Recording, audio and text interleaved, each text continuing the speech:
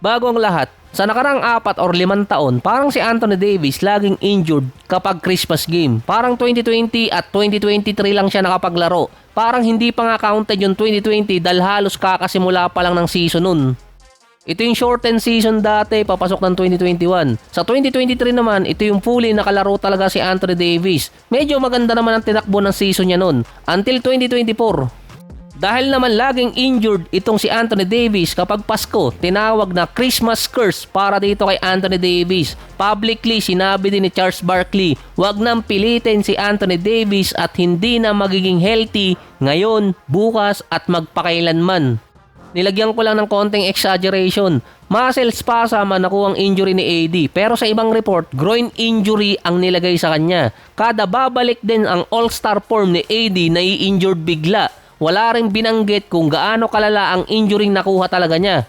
Hindi rin alam kung mawawala si Anthony Davis ng matagal. Parang nung last time na nagkaroon ng groin injury si Anthony Davis, ilang linggo siyang hindi nakapaglaro. At prior pa doon, nung nagkaroon din siya ng same injury, na-trade pa. Kinall out na ni Barkley sa live broadcast ang Dallas na kailangan nilang magdesisyon kay Anthony Davis at kay Flagg na mag-build ng lineup para sa future. Kahit si Jason Kidd hindi na rin makapag-comment tungkol kay AD dahil nga lagi nai-injured. Pati na rin sa mga forum ng Dallas, si AD ang kino-call out dun. Kapag nagkataon, pangalawang beses na kay Anthony Davis ngayong season na mawawala siya ng multiple straight games depende sa injury nakuha niya versus Golden State. Nagkakaroon na kasi ng momentum ang Dallas tapos biglang nawawala yung best player nila. Isa naman sa most anticipated game ay Lakers at Rockets, LeBron versus KD, ang dalawang player na nasa top 10 ng all-time scoring list na naglalaro pa sa ngayon. Sabi nga nila yung Christmas game ang simula talaga ng season na nagsiseryoso yung ibang mga teams. So paano nasabi nagsiseryoso? Dahil kapag nagseryoso ka ng umpisa pa lang ng season, sigurado hindi ka aabot ng Christmas game parang si AD dahil may injured. Dito kasi nakikita kung sino ang contender at ang pretender. Ito rin yung unang beses since 2019 na naglaro sa Christmas game ang Rockets. Gusto din ng Houston ang championship spotlight versus Lakers. Natalo na ang Lakers, natambakan ulit na wala pa si Austin Reeves dahil sa calf strain injury. Hindi na bumalik sa laro. Si Marcus Smart, buti, nakabalik pa sa game. Nagkaroon kasi siya ng shoulder injury. Ang tigas din talaga ng katawan nitong si Steven Adams. Siya yung binangga, yung bumanggaan na giba, itong si Marcus Smart.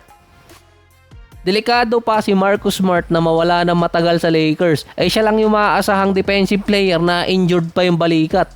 Christmas nightmare ang nangyari sa Lakers. Hindi rin makakuha ng free throw si Luka kahit pa nagpa-foul baiting. Nauupo na nga lang sa court eh. Bumabalik na rin yung original dominator, 10 points, 2 rebounds sa mahigit 30 minutes. Nasa 5 out of 6 naman siya mula sa field. Naging Andre Ayton na lang din siya ngayon, nawala yung dalawang D. Nawala ng ganang bantayan ni Ayton si Kevin Durant, parang dire-diretso na lang yung tire. Lahat din ang tumalo sa Lakers sa ngayon, bukod lang sa Clippers, mga top defensive team, gaya ng Houston na top 10 sa defense at kasama din sa top 10 ng offense. Bukod sa problema ng Lakers sa defense na na-expose di umano ng Houston sa game nila, isa pang problema ng Lakers ngayon, injured yung mga player nila tulad ni Reeves. Si Smart may injury din. Si Hachimura kakabalik lang din sa injury. Ganun din si Luka.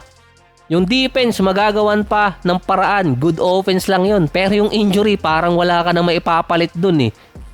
Ang na-expose pa doon ng Rockets, kapag nasa offense ang Lakers, si Luka ang babantayan ng depensa nila at magugulo yung offensive scheme ng Lakers kapag nag-i-struggle si Luka. Kapag naman sa defense, isuswitch kay Luka yung offensive player ng Houston. Wala ding resistance sa perimeter defense si Luka at si LeBron kaya tinitiranan na lang ni Kevin Durant kahit pa si Amen Thompson. Tinawag tuloy na overrated yung Lakers after ng talo nila sa Rockets dahil wala pang tinatalong team na contender sa ngayon ang LA. Bukod siguro sa playoff contender na San Antonio, kaso nabawian sila nun. Number 7 sa offense ang Lakers sa buong NBA pero number 25 sa defense. 16 different starting unit ang ginamit ng Lakers ngayong season sa loob ng 29 games sa dahilan na merong mga injury yung ibang top player nila.